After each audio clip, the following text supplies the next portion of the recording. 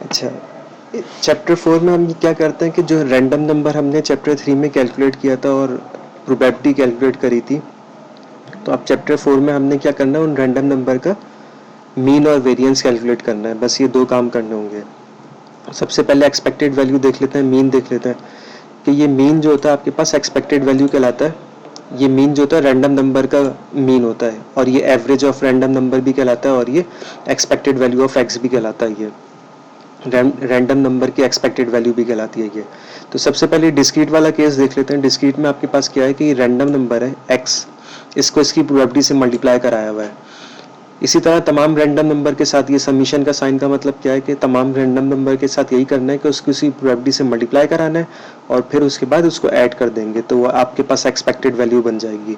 तो ये जो फंक्शन लिखा हुआ है ये असल में डिफाइन क्या कर रहा है कि जो आपके पास एक्स रैंडम नंबर होगा, इसकी जितनी ज़्यादा प्रोबेबिलिटी होगी ना, तो उतना ज़्यादा ये एक्स का पोर्शन शो कराएगा।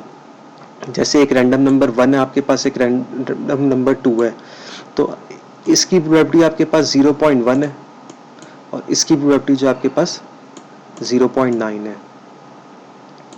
तो जब ये इससे मल्टीप्लाई होगा ना 0.9 से, तो इसका वेटेज जो है वो बहुत ज़्यादा आएगा, 2 का वेटेज बहुत ज़्यादा आएगा। और फिर जब ये 1 मल्टीप्लाई बाय 0.1 होगा तो इसका वेटेज कम आएगा, तो रैंडम नंबर 2 जो है उसका वेटेज ज़्यादा आएगा। तो अप्रॉक्सीमेट 1.9 या अप्रॉक्सीमेट 2 तक आंसर आ रहा होगा। तो ये डेफिनेशन में जो है इस तरह से इसका फॉर्मूला जो ये काम कर रहा है कि हर रैंडम नंबर को उसकी प्रोबेबिलिटी से मल्टीप्लाई करेगा, और जिसकी प्रोबेबिलिटी का वेटेज ज़्यादा होगा तो उस रैंडम नंबर की वेटेज जो है वो ज़्यादा अपेयर होना शुरू हो जाएगा। इसको एग्जाम्पल से कर लेते हैं। सबसे पहले एक आसान सी एग्जाम्पल पिक कर लेते हैं। एक कॉइन को जो आप 2 दफ़ा टॉस करेंगे, एक कॉइन को 2 दफ़ा टॉस करते हैं तो ये सैम्पल पॉइंट्स आ जाएंगे आपके पास। इसमें हम ये डिसाइड कर लेते हैं रैंडम नंबर जो हमारे पास नंबर ऑफ हेड है, ये रैंडम नंबर जो है नंबर ऑफ हेड है। ये मैंने नंबर ऑफ हेड के लिए हिसाब से रैंडम नंबर बना लिए।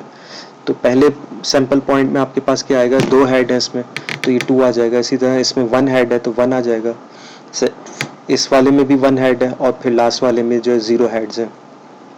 इनकी प्रोबेबिलिटी क्या होगी सबकी, क्योंकि ये फेयर कॉइन है, फेयर कॉइन का मतलब है कि कोई बाइज नहीं है इसमें, सबकी इक्वल प्रोबेबिलिटी है, तो ये 1/4 1/4 1/4, क्योंकि टोटल सैंपल पॉइंट्स आपके पास 4 है और ये एक सैंपल पॉइंट की प्रोबेबिलिटी जो होगी 1/4 होगी। और अगर आप साइमल्टेनियस इवेंट से करना चाहते हैं तो भी हो सकता है। हेड की प्रोबेबिलिटी 1/2 है, इसी तरह इस वाले हेड की प्रोबेबिलिटी 1/2 है, तो 1/4 इसके टोटल आंसर प्रोबेबिलिटी हो जाएगी। इसी तरह हेड की और टेल की 1/2 और 1/2 है, तो 1/4 टोटल हो जाएगी। इस तरह भी आप कर सकते हैं कैलकुलेट। अच्छा, इसको जरा मैं अरेंज करके लिख लूँ। ये 1 जो है ये 2 दफ़ा लिखा हुआ है, इसको एक दफ़ा लिखना होता है हमने। एक दफ़ा लिखूंगा तो इन दोनों की प्रोबेबिलिटी को ऐड करा दूंगा मैं, 1/4 प्लस 1/4, तो ये 1/2 हो जाएगा।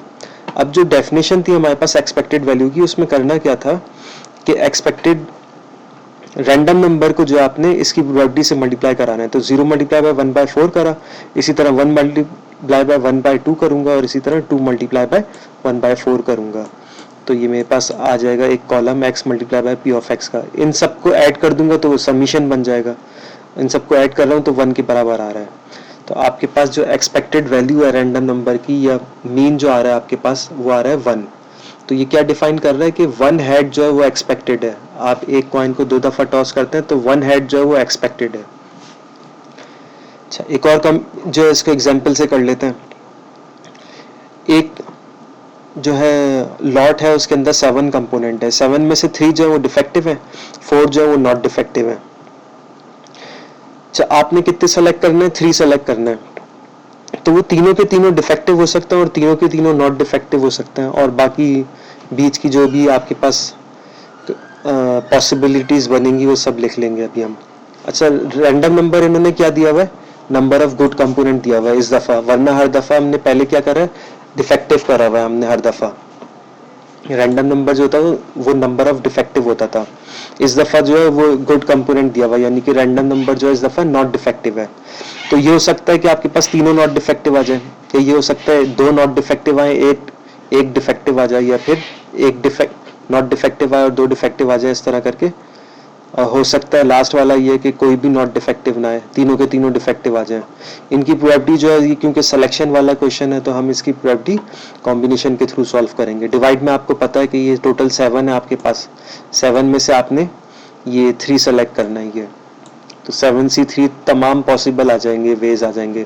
कंपोनेंट 1, कंपोनेंट 2, कंपोनेंट 3, फिर कंपोनेंट 1, कंपोनेंट 2, कंपोनेंट 4, फिर कंपोनेंट 1, कंपोनेंट 2, कंपोनेंट 5, इस तरह करके तमाम कॉम्बिनेशंस जो वो बन जाएंगे। नीचे 7C3 आ जाएगा। ऊपर जो ये 2 ग्रुप्स में डिवाइड हुआ है, ये 3 डिफेक्टिव में और ये 4 नॉट डिफेक्टिव में। अब रैंडम नंबर जो आपके पास 3 है, 3 रैंडम नंबर आपको क्या डिफाइन कर रहा है कि 3 नॉट डिफेक्टिव है, तो ये 3 नॉट डिफेक्टिव यहाँ से पिक करेंगे हम। 4 नॉट डिफेक्टिव में से 3 नॉट डिफेक्टिव पिक करेंगे हम लोग। तो इस तरह से ये फिर आपके पास पहले रैंडम नंबर की प्रोबेबिलिटी आ जाएगी 4/35। इसी तरह सेकंड के लिए आपने क्या करना है कि 2 नॉट डिफेक्टिव होने चाहिए, तो 2 नॉट डिफेक्टिव मैंने यहाँ से पिक कर लिए। 4 नॉट डिफेक्टिव में से 2 नॉट डिफेक्टिव पिक कर लिए। बाकी 3 पिक करना है तो एक जो है फिर वो डिफेक्टिव पिक करेंगे। इसी तरह 1 नॉट डिफेक्टिव आना चाहिए, टोटल 3 पिक करना है तो 1 यहाँ से पिक कर लिया, तो बाकी 2 जो है वो डिफेक्टिव में से पिक करेंगे। और इसी तरह ये आपके पास आ जाएगी प्रोबेबिलिटी। 0 नॉट डिफेक्टिव पिक किया तो बाकी तीनों डिफेक्टिव आ जाएंगे। इन प्रोबेबिलिटीज को हमने लिखा है, इसको थोड़ा टेबल में अरेंज करके लिखेंगे। अब हमने करना क्या है, एक्सपेक्टेड वैल्यू फाइंड आउट करनी है। एक्सपेक्टेड वैल्यू में क्या करते हैं कि रैंडम नंबर उसको उसकी प्रोबेबिलिटी से मल्टीप्लाई करा देते हैं। तो यही करूंगा मैं यहाँ पर, तमाम रैंडम नंबर को उसकी प्रोबेबिलिटी से मल्टीप्लाई करा दूंगा। तो मेरे पास एक्सपेक्टेड आंसर क्या आ रहा है, 1.7। तो 1.7 भी थोड़ा अगर मैं राउंड ऑफ करूं तो ये 2 बन जाता है। तो एवरेज क्या आएगा मेरे पास कि जब भी मैं 3 कंपोनेंट पिक करूंगा तो एवरेज जो है 2 गुड कंपोनेंट आएंगे और एक जो है वो नॉट गुड कंपोनेंट आएगा, एक डिफेक्टिव आएगा। तो ये इसका जो है कंक्लूजन है ये। अच्छा, एक और क्वेश्चन कर लेते हैं। इसमें कुछ पूछना है आपने इस वाले क्वेश्चन में?